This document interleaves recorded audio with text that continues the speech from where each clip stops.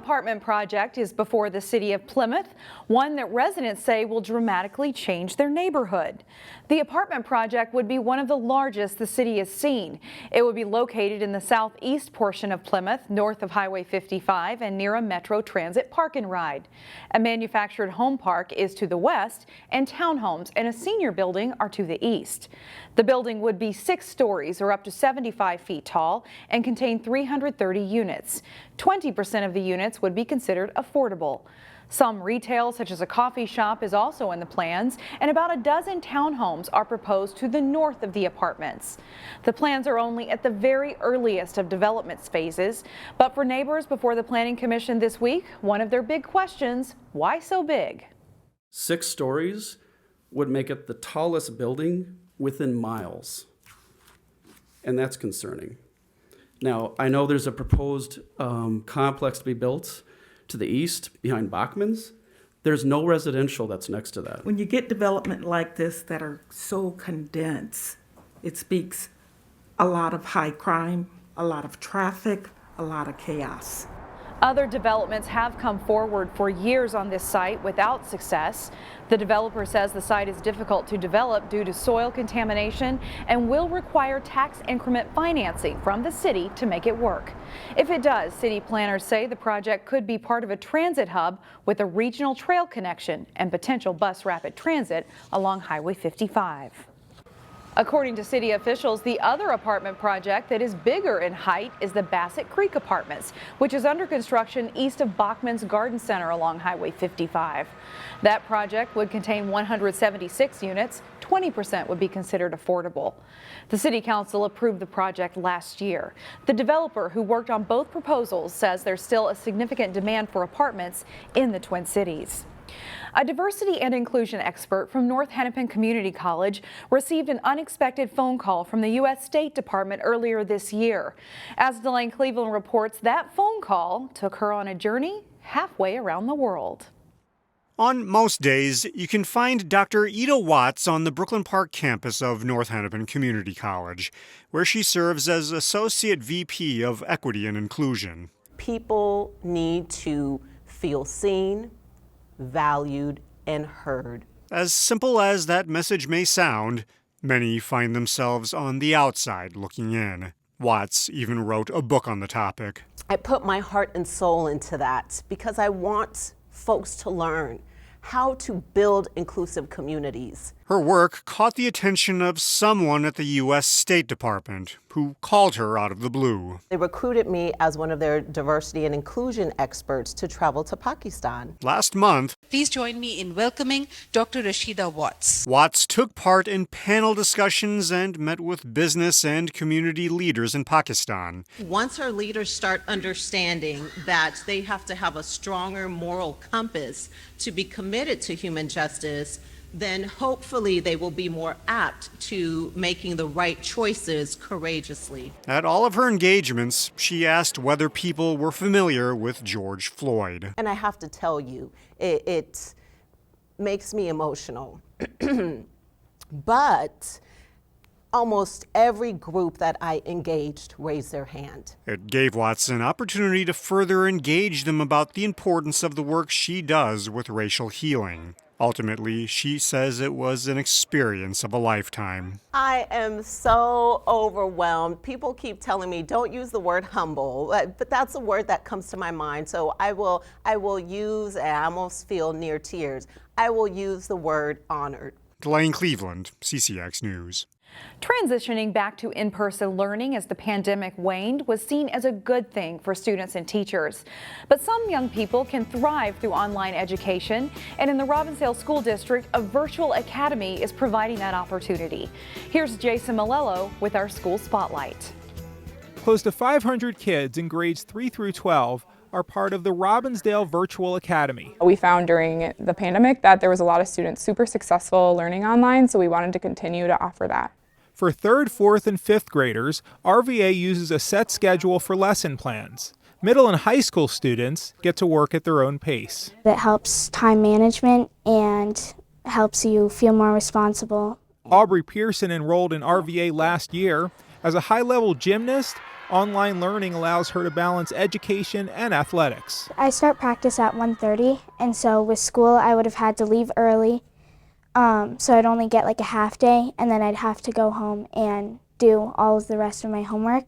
RVA says some students are homeless or struggling with mental health challenges. For some of these students, it provides a safe space. Some of the online schools are not necessarily looking at a whole student, but are looking at just providing academics. While here at RVA, we are really focused on creating community. We're really focused on having relationships with students. We're really focused on creating individualized paths to success. And Robbinsdale Virtual Academy is not all virtual. The school offers walk-in Wednesdays for students to meet in person with teachers. When I'm doing just online, right, and just a computer, sometimes I fall behind on my work, and sometimes I need to be in person so the teacher can see what I'm trying to understand. Jason Malillo, CCX News. Before the Osseo boys basketball team took on Maple Grove Tuesday night, a Maple Grove police officer gave each player a special handshake to say good luck. Video captured of the exchange took off online. That's not the reason why I do it. I love these kids. They touch my heart. I truly love them. I get emotional because I love these kids. Detective Missy Parker is a school resource officer and works every Osseo Senior High School basketball game. On Tuesday, players decided they would do a handshake with Parker before the game. She learned handshakes not just for starting players, but for others too. Having that positive outlook with the kids is like what we're here for, and that's what I want. And we see so much negative law enforcement. It's good that the kids can see something positive, and that's what we're here for. I love it. I'm a kid with them, and they know they can have fun with me, and that's why I do it. The players asked Parker to be out there again for good luck in the section finals against Park Center on Friday night.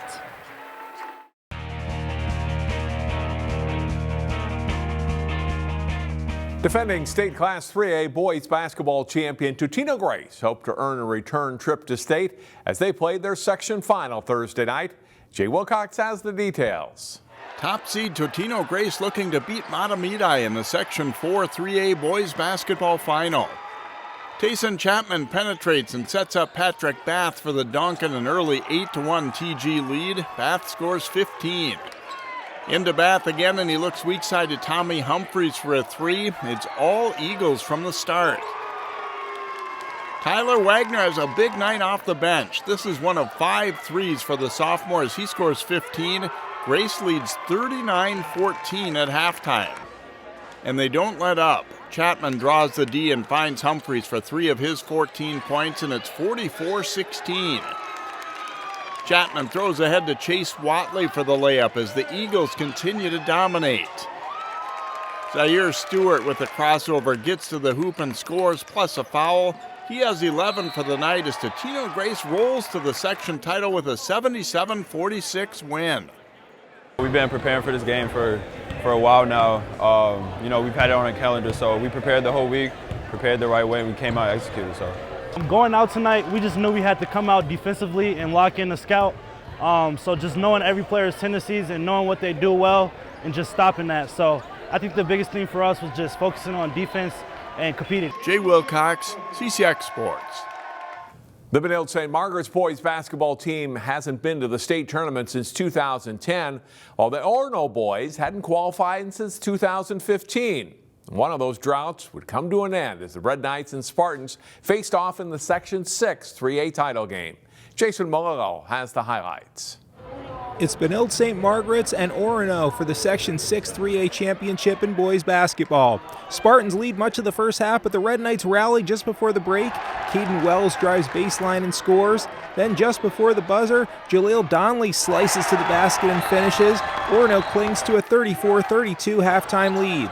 Jaden Daisy dives for the loose ball and tips it to Ron Lee, and he's off the other way for the basket and foul for BSM. Riley Nelson answers for the Spartans with a three-pointer, and back and forth it goes.